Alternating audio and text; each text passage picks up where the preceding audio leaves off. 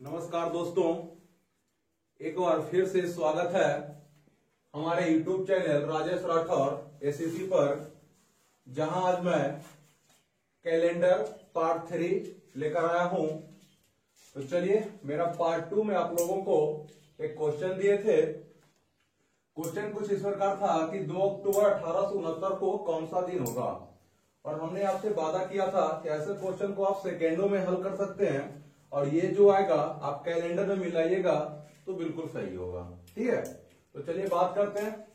तो कुछ हम आप लोग को सिखाए थे, थोड़ा सा देख लेते हैं। वहां पर दिए होंगे कि 100 वर्षों के लिए विषम संख्या की बात करें या विषम दिनों की बात करें तो आप 5 लिखाए होंगे, 200 वर्षों में 3, 300 वर्षों में 1 और 400 वर्षों में विषम दिन की संख्या 0। इतना बात हम पार्ट 2 में कर चुके थे।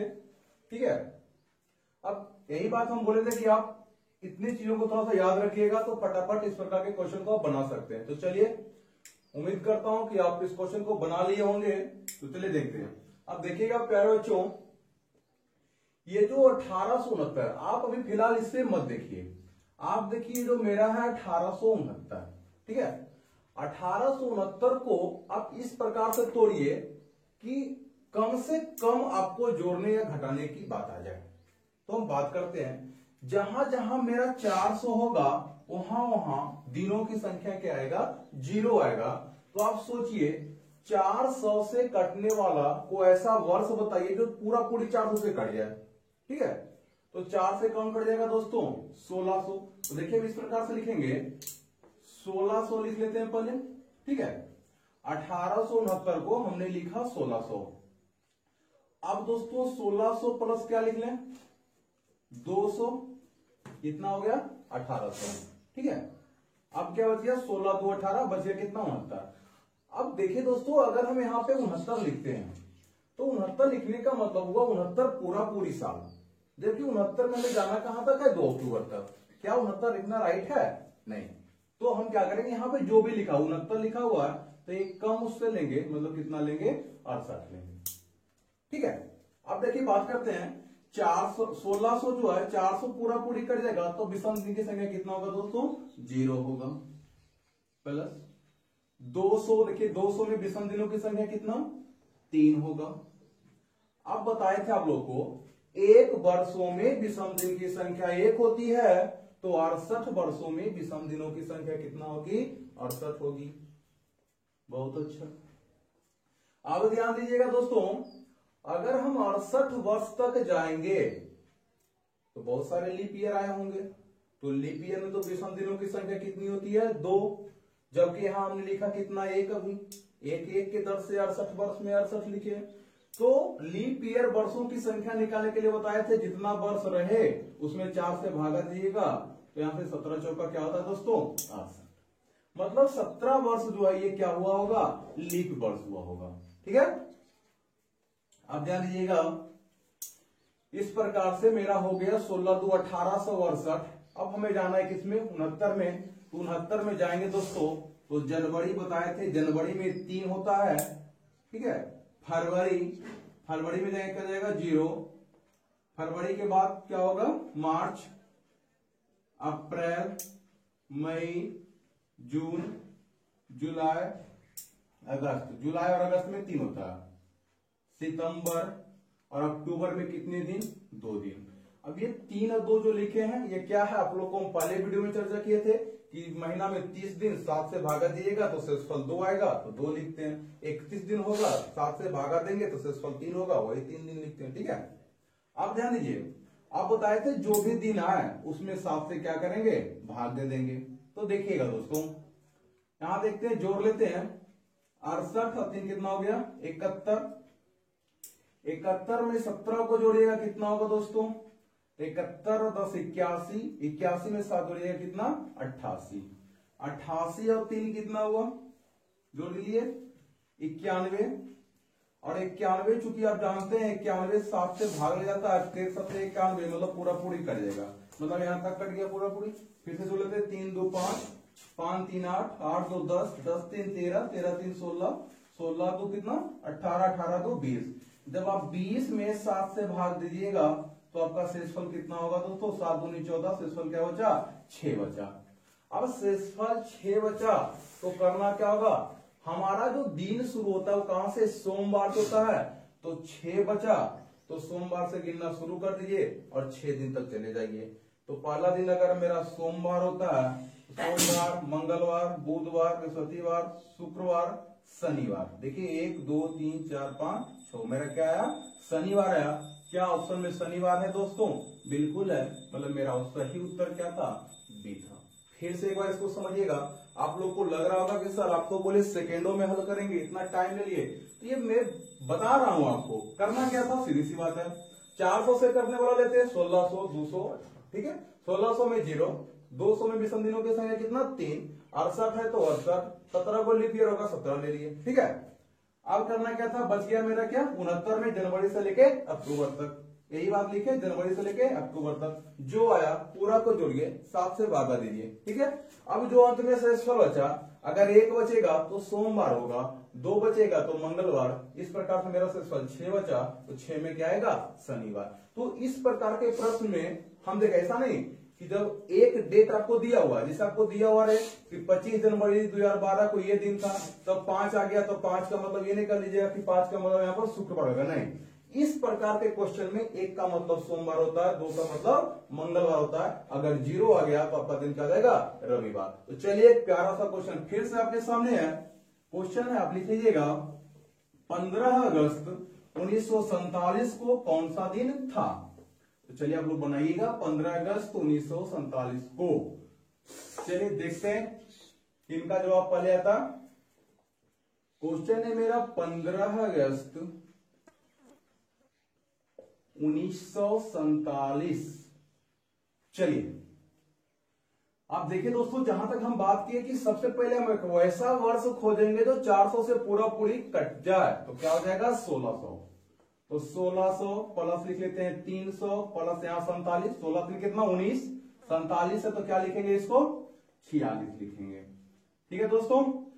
अब आगे बात कर लेते हैं, ये तो पूरा पूरी साल का हो गया। अब ये जो 15 अगस्त तक जाना है किसमें? 47 में। तो जनवरी का क्या लिखेंगे? 3, फरवरी में 0, फरवरी के बाद मार्च, अप्रैल, मई, जून, जुलाई में भी 3 और अगस्त में भी 3। तो अगस्त में कहां तक जाना है? 15 तक। तो 15 में 7 से भागा दिया, क्या बचेगा?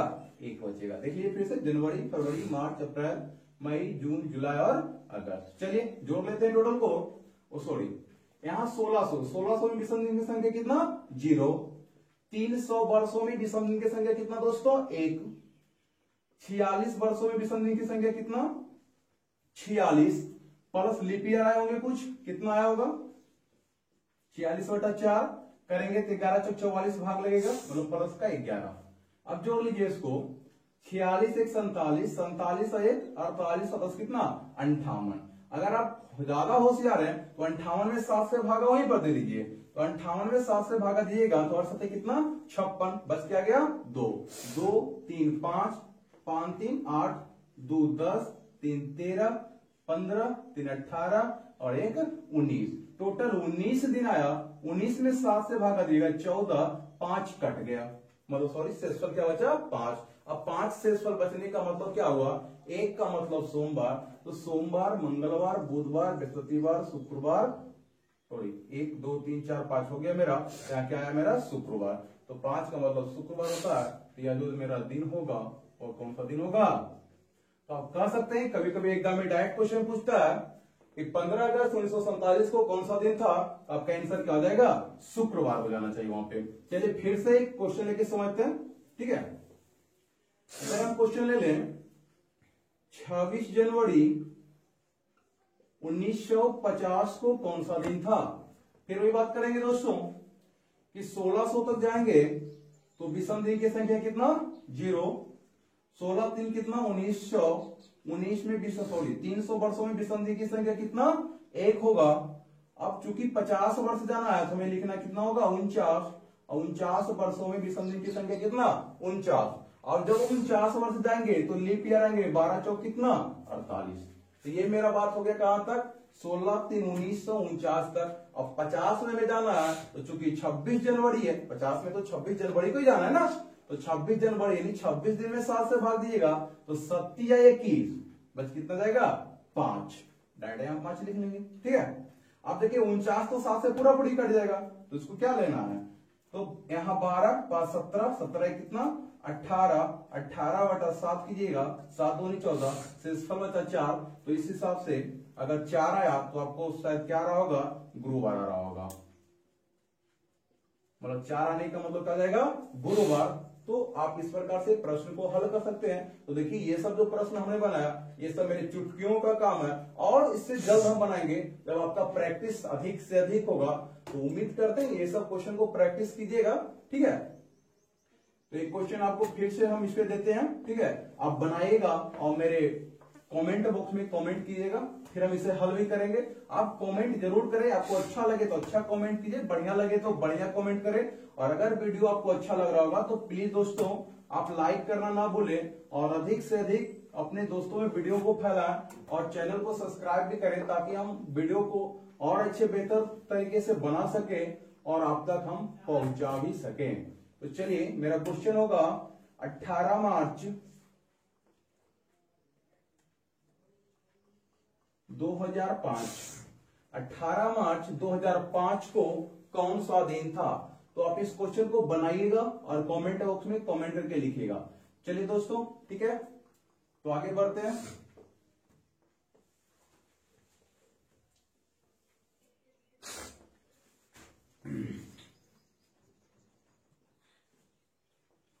चलिए दोस्तों, तो आपका कैलेंडर में ही टाइप 3 है, और देखिए इस प्रकार से क्वेश्चन कुछ बहुत ही लंबा चौड़ा आपको लग रहा होगा। ठीक है, तो देखने में तो जितना बड़ा होता है रियल में उतना ही आसान होता है। तो इस प्रकार के क्वेश्चन ज्यादातर बैंक में पूछा जाता है। बैंक में थोड़ा सा डाटा जो होता है लंबा लंबा होता है, ठीक है, लेकिन आसान से बनते हैं। कैसे, चलिए एक बार क्वेश्चन हम पढ़ देते हैं। ठीक है, कहता है समंत को याद है कि उसके भाई का जन्मदिन 15 फरवरी, ठीक है, कोई लड़का है और उसे याद है कि उसके भाई का जन्मदिन जो है 15 फरवरी के बाद, किंतु 18 से पहले है। क्वेश्चन ध्यान से सुनिएगा, समंत को याद है कि उसके भाई का जन्मदिन 15 फरवरी के बाद किंतु 18 से पहले है, फरवरी में ही, जबकि उसकी बहन, उसकी कोई बहन भी है, उसे याद है कि उसके भाई का जन्मदिन 16 फरवरी के बाद किंतु 19 फरवरी से पहले है। तो आपको बताना है कि समंत के भाई का जन्म दिवस कब था। ऑप्शन आपको इस प्रकार से, बहुत ही आसान क्वेश्चन है, मात्र 1 सेकेंड का काम, मतलब सेकेंड का काम है दोस्तों। आप एकदम ध्यान लगा रखिए, करना क्या है, सो देखिए 15 फरवरी के बाद और 18 से पहले, तो 15 के तो बाद ही होगा, यानी 15 को तो नहीं हुआ होगा ना, और 18 से पहले हुआ यानी 18 को भी नहीं हुआ होगा, तो बच क्या गया 16 और 17। किसके कथनानुसार, समंत के कथनानुसार। ठीक है, अब उसकी एक बहन भी कुछ कर रही है, उसे भी कुछ याद है, उसकी बहन को याद है कि उसके भाई का जन्मदिन 16 फरवरी के बाद किंतु 19 फरवरी से पहले, 16 के बाद, यानी 16 को तो नहीं हुआ होगा, तो हुआ कब होगा 17 को। अब कहता है 19 फरवरी से पहले, 19 फरवरी से पहले इसका मतलब कितना 18 तारीख के बीच हुआ होगा। अब ध्यान दीजिए दोस्तों, यहाँ कर रहा है कि 17 तक हुआ है, 17 के बाद नहीं हुआ, और यहाँ कर रहा है 18 की डाटा तो बिल्कुल गलत है। ये कर रहा है 16 को, जबकि कराने 17 के बाद हुआ है, 16 के बाद हुआ मतलब 17। करने का मतलब दोनों का जो डेट है लिखेंगे और जो कॉमन मिल जाए वही मेरा आंसर होगा, अर्थात मेरा आंसर क्या जाएगा, डी हो जाएगा। चलिए दोस्तों, तो फिर उसी टाइप का क्वेश्चन है, फिर वही बात कर रहा है कि समंत को याद है कि उसके भाई का जन्मदिन 17 अप्रैल के बाद, कितने अप्रैल के बाद 17, तो 17 अप्रैल के बाद किसको याद है, समंत को। तो 17 अप्रैल की, 17 अप्रैल के बाद हुआ है, और 17 को नहीं हुआ ना, तो कब हुआ होगा 18 को हुआ होगा, लेकिन कब तक, कहता है 21 से पहले। तो 21 से पहले क्या होता है 20 होता है, यानी 18 भी होता है, 19 भी और 20 भी, इस प्रकार से लिख सकते हैं इसको।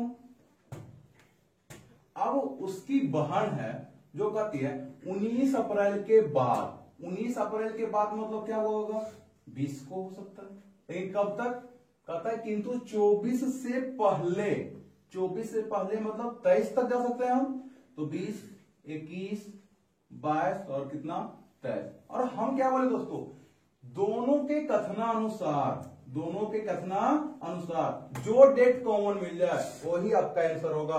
तो 18 इसमें है नहीं, 19 इसमें है नहीं, 20 इसमें है बिल्कुल है दोस्तों। इस प्रकार से मेरा उत्तर क्या होगा 20, यानी ऑप्शन बी जो मेरा क्या सही है। ठीक है, फिर से क्वेश्चन लेते हैं। तो एक फिर क्वेश्चन लेते हैं उसी आधार पे। फिर इस बार कर रहा है कि समंत को याद है कि उसके भाई का जन्मदिन जो है 25 अप्रैल के बाद किंतु 29 से पहले। तो 25 अप्रैल के बाद किसके कथनानुसार दोस्तों, समंत के कथनानुसार। तो 25 अप्रैल के बाद यानी क्या हो सकता है, 26 हो सकता है, 27 भी हो सकता है। कहां तक जाएंगे इस प्रकार से हम भाई, तो 29 से पहले, तो 29 से पहले क्या होगा 28 होगा। तो 26, 27 यानी 28 तक, ये 3 दिन में किसी एक दिन समंत के भाई का जन्म हुआ है उसके कथनानुसार।